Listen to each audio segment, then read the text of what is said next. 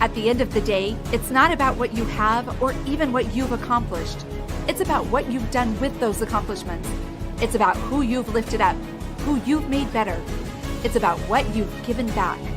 Denzel Washington. Welcome to Inspire Vision. Our sole purpose is to elevate the lives of others and to inspire you to do the same. Sara, welcome to the show. Thank you so much for having me. Oh, I'm really pleased. This is going to be an interesting discussion. I've not had many of these types of discussions, and so I'm looking forward to it. And obviously, there's going to be an interesting audience for this discussion also, because we're going into a different area than normal. I'd like for you to share your story with the audience. You know, it's always interesting to understand the journey that brings an individual to this point in their lives. I'm on a mission to heal the world from the inside out. I want to teach 28 million humans to heal trauma using the magic of meditation before I die. And so my plan is to teach coaches so that I can have a wider reach. And the journey for me is just curiosity. I am so interested in the world and the brain and the way that we can be better humans. And the first time I heard of enlightenment, I did not know what it was, but I knew I wanted it. And I was probably in my early 20s at that point. And so I am actively seeking enlightenment with meditation and with my Dharma. I have a strong conviction that this is my contribution to the unfolding of the collective human consciousness, and that these traumas are not us, and that we can choose our vibration by allowing the emotions to pass through, by taking a conscious look at our subconscious programming, which isn't serving us, and by healing from the inside out using meditative states. Because when we were very young and when our subconscious was forming, we were in a meditative state. We were in a trance, and we can harness our breath and our body and awareness of what's going on in the mind in order to start to change it. And so my story is wrapped up in all of that. It's wrapped up in my mission. There's so much to tell you, but there's a start. And do you have a specific community that you like to deal with? I do. I serve my queer community, which that act in and of itself, stepping into that fully instead of just being a meditation coach as I was previously, was and is a daily act of solidarity for my true authenticity. I am still shunned by my birth parents for what they see as a choice to be gay, and they wish I would just pray the gay away and talk to me about, and that they change the subject whenever I mention anything about being gay. And now it's my business, and has been for, well over a year at this point. So as we record this, and I know that this will not release for several months. So I know with great conviction that stepping into my true authenticity as a gay woman later in life, and then serving my community, is really where I'm supposed to be, because I believe that queer hearts break harder. And I have a Facebook group for queer women who are dealing with heartbreak. Heartbreak is a symptom, and it is rooted in past childhood trauma. And so, and I mean, your journey, how did you finally decide to come out and be honest with yourself as well as other people around you? Well, what was that journey? Because as you say, later in life for you. It's rooted in meditation, to be perfectly transparent. I had been meditating on and off, had never really found anything consistent. Was a yogi and did some like Deepak Chopra courses, but never really found anything that stuck for me. And then I hired a meditation coach and really took it seriously, and went to several different sessions to actually learn. And that is what really started me on my journey of, I got pregnant with my now child, and I wasn't able to drink, obviously. Well, I chose not to drink while I was pregnant. Right. And I was really meditating and sitting with myself and didn't have alcohol. And I really started to look at some of the things that I hadn't looked at previously, like a multi-man rape that I sustained when I was 28 years old and didn't deal with it at all. Just kind of shoved it under the rug and moved on. And when you sit with yourself, it's not like a horror movie coming into your mind. It's just this gentle, like, hey, you haven't looked at this. It's time to look at this. And so meditation really saved my life. I think it made me understand that I was using alcohol to suppress who I really am. I recognized that I was not able to be intimate with my now ex-husband without that, and that I was really suppressing that. So meditation is that recognition, that awareness of true self. I think I see it as a folding within so that we can unfold into our greatest authenticity. But it takes the time. And I would imagine that that was a difficult decision to come out. And as you're, as we're talking to people who some of them may be experiencing the same issue now, how did you finally find the courage to come out, and what was the process? And obviously, as you say, you ended up alienating your parents. What was your experience with that? So that the other folks can kind of understand how to gain the strength as well as what they can expect.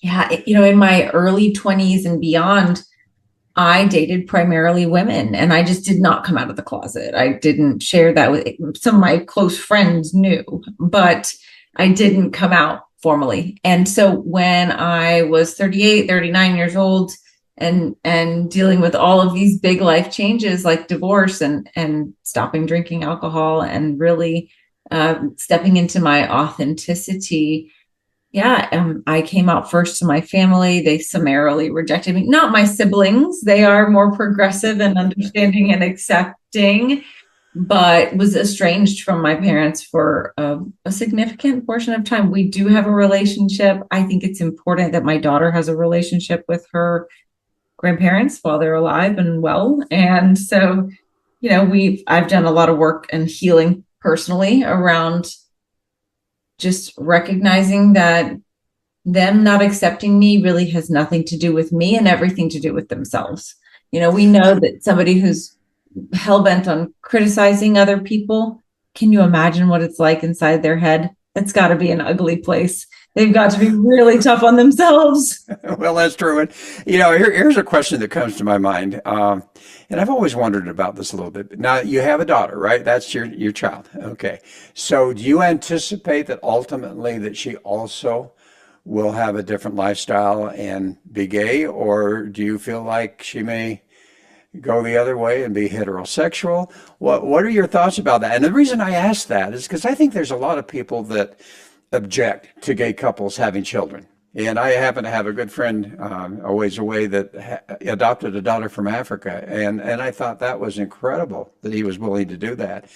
But with that said, what's your thoughts as a mother who happens to be gay? What's going to happen with your daughter?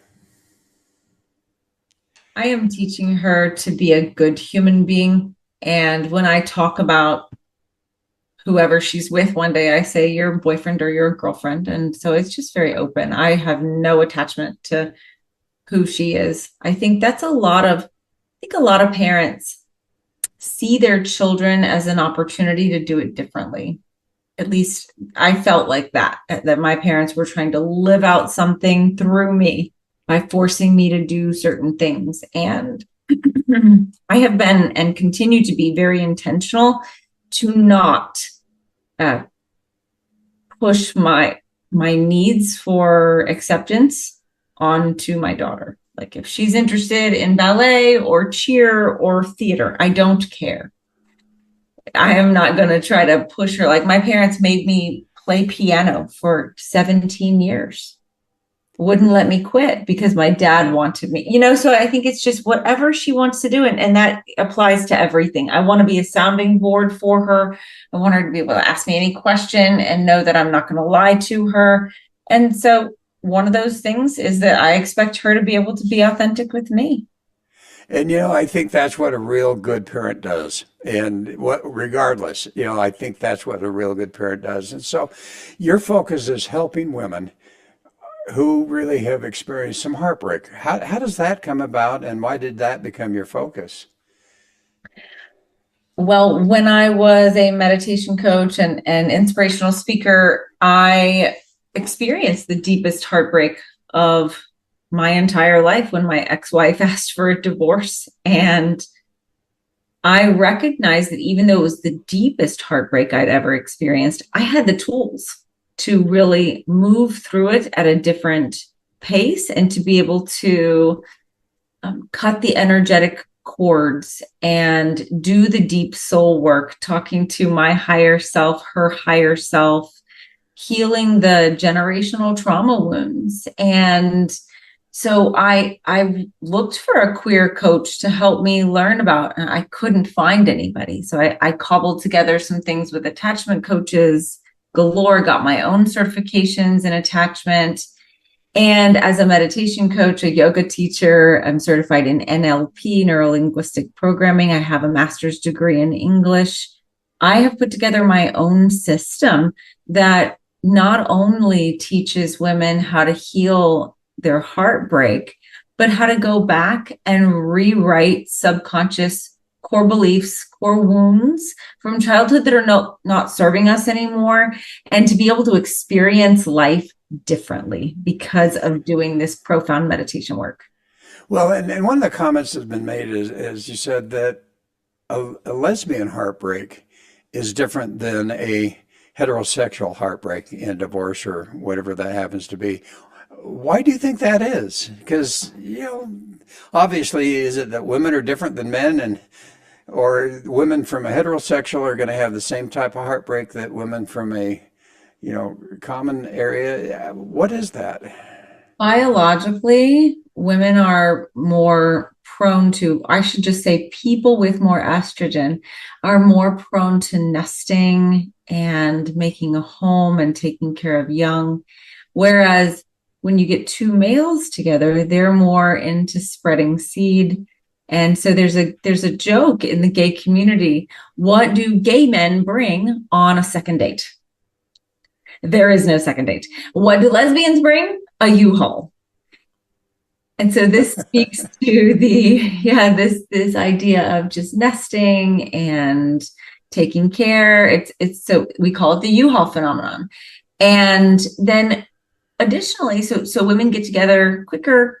One of them's lease is up, they move in with the other person. Now the other person has no furniture, they've just sold all their things and moved in with their love so quickly. And then women make less on the dollar than men. And so they go to break up. And then one woman is essentially homeless, couch surfing, and doesn't have any, it hits harder because we get together quicker. And we are twice as likely to get married than gay men and twice as likely to get divorced. Really? And yes, so it's economical, it's everything all wrapped up into one. It's biological, it's psychological. We women just think that this is it. This is my love. And when there's attachment wrapped up in it with anxious attachment, avoidant attachment, people love to call somebody a narcissist these days. Oh, they're a narcissist. Anyway, the idea here is that we take responsibility for ourselves. We look within instead of the downward spiral. We learn to spin within so that we can create our own life from the inside out, design our own life from the inside out by doing the deep trauma work. Wow. Yeah, and that's fascinating. One of the questions that comes to my mind then, and this is obviously something you're talking about because you say that there's a higher divorce because you tend to move so quickly. Isn't that true in general? that one of the challenges that we have, here in the United States as well as but here in the United States, we're seeing the divorce rate continually rise. Mm, And how many times is it because you made a decision too fast? yeah. And when you're talking about how women, tend to want to move in right away and so forth, what happens? What has occurred that they get in there because they feel like there's deep love there, and then all of a sudden, what comes up that causes the divorce?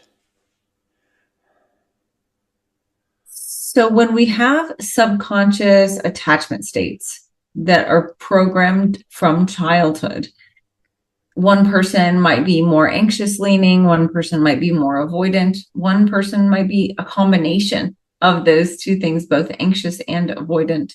So we have these subconscious states that are basically filtering all of our reality. Our reticular activating system, our RAS, I'm sure you've heard about that. It's always filtering for our needs as well as for our core wounds, our core beliefs. So this is how you might be walking down the street with your daughter, and you see a couple pass and they have a dog, and you are looking at the dude's shoes because you are really into materialism or something like that. And your daughter is really looking at how in love they are because she has a need for love and connection. And so we see same objective situation, but we see different things based off of our filters for reality. And so we get to look at what are the things, those like I call it the itty bitty shitty committee right here between your ears. Yeah. Like this little guy, the IBSC, is constantly like looking for problems, trying to keep us safe, trying to stay in that homeostatic safe zone where we feel like, okay, this is familiar, even if the familiar is not exactly comfortable, even if like that person that you're dating is really similar to one of your parents or your primary caregivers or a coach from middle school or something who was really abusive. It just depends, but we will stay in a situation that's familiar, even though it's uncomfortable, just because our subconscious will think, okay, this is what we know. And so that's how we'll end up dating or marrying. I always say I married my dad. One was a guy, one was a girl, and neither one of them was actually my dad. I married my dad twice, though, like just the same kind of personality. And so when we can look at our attachment, when we can look at our core wounds and figure out our needs, then we have a magical formula for being able to understand ourselves as well as to communicate to others what our needs are, as well as what some of the things that have hurt us in the past are. It sets us up for relationships success. And that's what we need in the lesbian community. And obviously, I think of everything you're saying has so much, value to anyone. As a coach, when I was doing particularly some business consulting, one of the first things I would help my people to understand is any principle we're talking about here in business is going to totally apply to your life and vice versa. And as you're talking about this, one of the things that I used to do as a dentist is I really was into the diagnosis. What's really causing the problem? Because I worked with some other things other than just drilling teeth. But do you ever get clients that are just almost ready to get into a relationship? And do you actually give some advice to any individual about how to approach a relationship in a way that ultimately, if they do choose to get together, get married or whatever, that relationship is going to have a much better chance of lasting? What are some of the elements that have to be considered ahead of time? Language is a shared contract. So it's so important to really check for understanding. You can have a really straightforward set of sentences. Person A says, I am going to go to work and earn the money. Person B says, I will stay home and be with the kids. The idea is that each of those people with their separate data that they've collected over their entire lifetime is going to be very different as far as what that actually looks like. So it's really important to flesh out the communication there. What is it? What do you really mean? and what's our day-to-day going to look like, so that we can actually begin to communicate in the same way. And then when, again, we know our core wounds, when we know our needs, this is a magical formula to head off conflict. It's great for conflict resolution to be able to know our partner and be like, listen, I don't want you to think that I'm breaking up with you. I am here and I'm communicating this because I care about the relationship. I noticed the other day that you said blah, blah, blah, and it made me feel XYZ because I have a core wound about this from when I was a kid. Do you think, would it be possible for you to help me by texting me in advance? I don't know, I'm making something up, some sort of like very concrete strategy that your partner can execute very clearly, instead of like saying something like, you never text me when you get home, like that's very accusatory and it's not helpful. But if we can say, this is how I'm feeling, this is a need I have, here's a certain strategy, can you help me? That is the beginning of conflict resolution right there. But it requires quite a bit of work to be able to get to that point, to be able to say a phrase like that. It requires, so like, one person can ruin a relationship.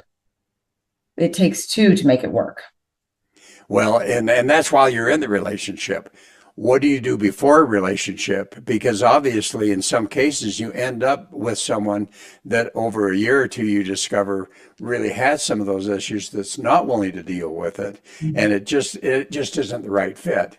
And so there's got to be some ways, whether they're gay or not. How do you approach a relationship in such a way that before you ever make the commitment, you really have at least a reasonable idea that it's going to work out? The answer is you spend at least 90 days really digging into somatic awareness. So this is what I work with my clients on. So basically, we are figuring out these things that are bothering us out here that seem to be present day things. We do the folding within process, which is a proprietary 9-step technique. We do the folding within process. They have the power technique in order to use in daily life. Those are, some of the tools that we use, and we unpack and sift through these core beliefs, and then they know their needs. When you have this combination and you're able to like deprogram and reprogram, if you have something driving in the background, let's just say you constantly have a fight with your wife about like some clothes on the floor.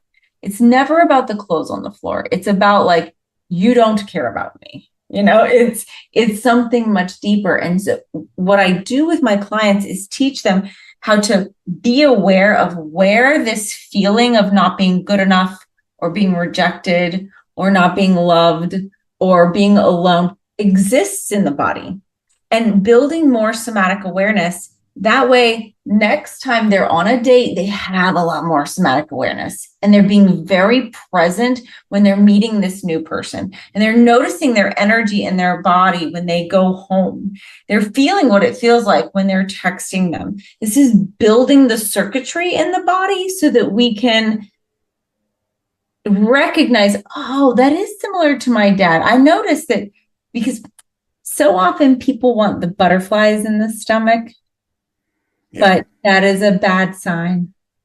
That is a sign of it's sympathetic nervous system arousal. And there's happy thoughts at first. So like, as far as the pendulum swings one way, it's going to go the other way. So we want to just really be aware of what our body is feeling from a moment to moment basis. So we spend the time alone doing the work, and then we have the tools to go out and actually date. Okay. And you mentioned 9 steps. Are you able to mention what they are? We don't have to get into each one of them. There may be some I want to talk about real quickly.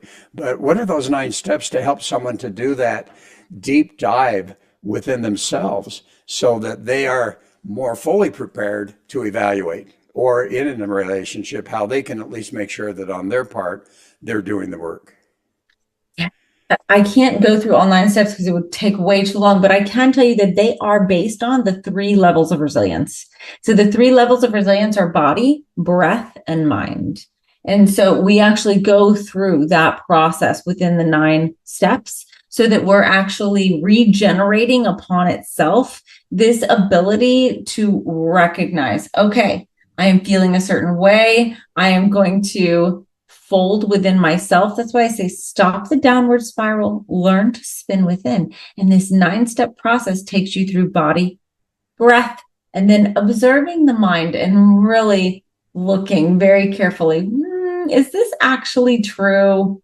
Is this? So we're questioning stories, and then we do the reprogramming. And that's something that actually, so the 9-step process you can do within a few minutes, maybe 30 minutes, it depends on the day. But the reprogramming is something we do over 30 days, 90 days. You're really digging in to make sure that you are changing the way that you experience life by changing the way that you talk to yourself in your head. Can you reprogram yourself, or do you usually need help? Personally? Yeah. Or as a coach, what do you observe? Because obviously you're into NLP, which is one of the things you've been talking about.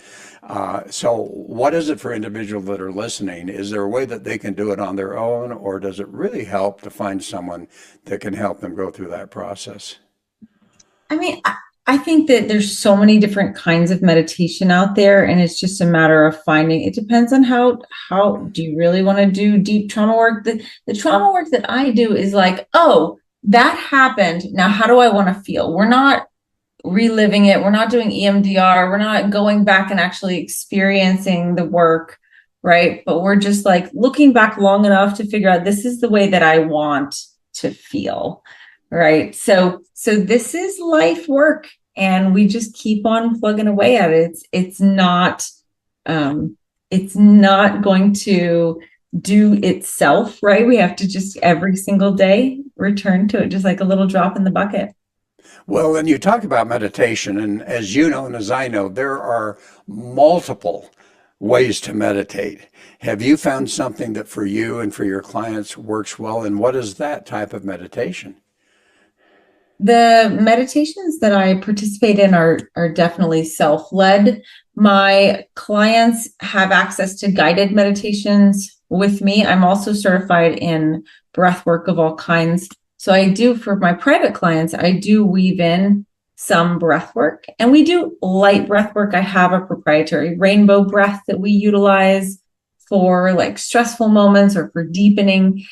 But the personal practice that I have, I do a lot of more vigorous breath work as well as mantra meditation. So chanting, actually utilizing the voice in order to induce deeper states. I find that because I've been meditating for so long, I just crave more and more deeper types of meditation. I've gone on 3 different meditation retreats of various lengths and would love to go on another one. Yeah, they get pricey, don't they? Yeah, it's so fun. I've done Dispenza, TM, as well as a Vipassana. Okay, yeah, I've done Dispenza, so I get where you're coming from. So here's the question I come, because I love what you're talking about, the chanting. I think that I love the chanting, but I love to listen to it. So I'll do a walking meditation, and I will get onto a particular frequency where it's backed by some chanting. Is there a difference between listening to the chanting and getting in that through the meditative state versus chanting yourself? Huge. Beg your pardon? Huge difference. Huge.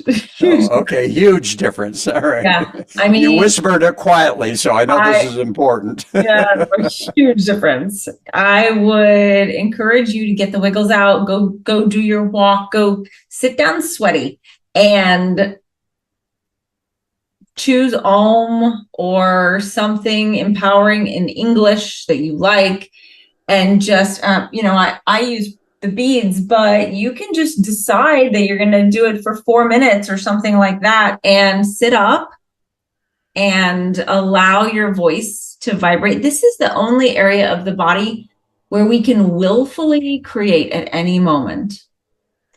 And when we utilize, especially a lot of those nasal sounds, it acts on the vagus nerve, which starts here, right? And it's a natural parasympathetic nervous system activation. When we use vibration, because everything is vibrating, right? Everything is vibrating.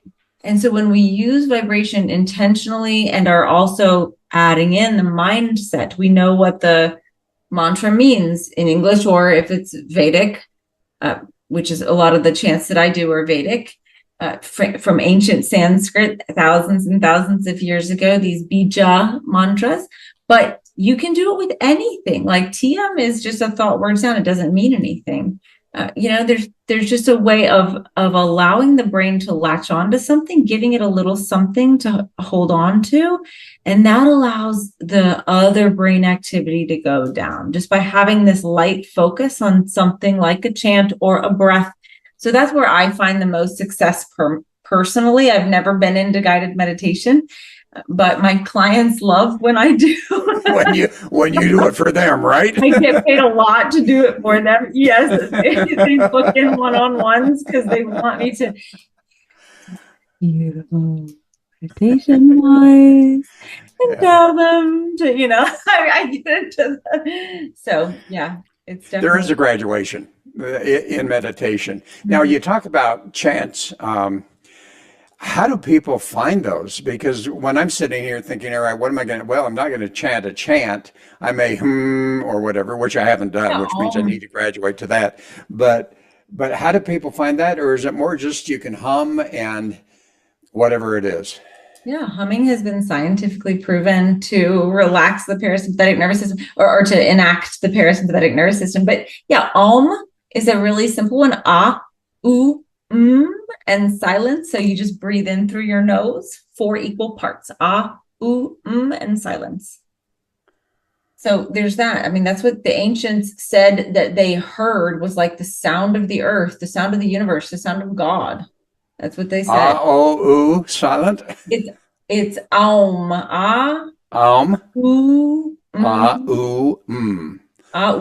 And silence. And that silence is the inhale into the nose, and then you do it again. It's a circular. Where do people find that so that they can understand how to do it and practice it and remember? There's lots on YouTube, but I've done trainings. I've done several trainings to learn chanting, and I started doing it in Kundalini yoga. They do a lot of chants in Kundalini. And so I got the breath work and the chanting separate, more along the traditional vinyasa yoga style. So yeah, it's a lot of fun. Yeah, you could definitely find some information just to learn what these bija sounds mean. Yeah, and how do you spell bija? Because people are listening and completely not understanding. How do you spell that? So I think obviously it's not written in English letters, but I think most of the time you see bija instead of beja. Bija would be bija sound. Bija mantra. Okay, cool. So how do people find you? I can be found everywhere at Sara Webb Says. SarawebBsays. Sara Webb Says. And you're there to help the gay community, particularly the women, to really work through heartbreak. Is that a fair assessment? We serve all of the rainbow alphabet, the LGBTQIA++ community, and particularly women. We've had trans human beings and trans men and trans women. And so we serve everyone will, of course, serve straight people too. I did a custom meditation today for a straight lady because she loved what I was talking about. But we'll see. She might be, we'll see. It's hard, but yeah, you're right. So what would be a message that you really want to leave with the audience? Meditation is magic. It is a tool that you can use anywhere, anytime. You can learn tools that you can actually use with your eyes open. It's a portal. The body is a beautiful entry point for understanding ourself with a capital S. And so I encourage all of you to find the kind of meditation that works for you. You don't have to get rid of the thoughts. You don't have to sit in lotus pose. You don't have to levitate. Nothing amazing has to happen. Just do it every single day, just for a few minutes a day, and connect with yourself. It'll be well worth it. Thank you, Sara. Thanks so much for being on the show. Really appreciate it. Thank you so much, Dr. Doug. And folks, thanks for listening. Hope you've enjoyed this and look forward to literally having you join us again soon.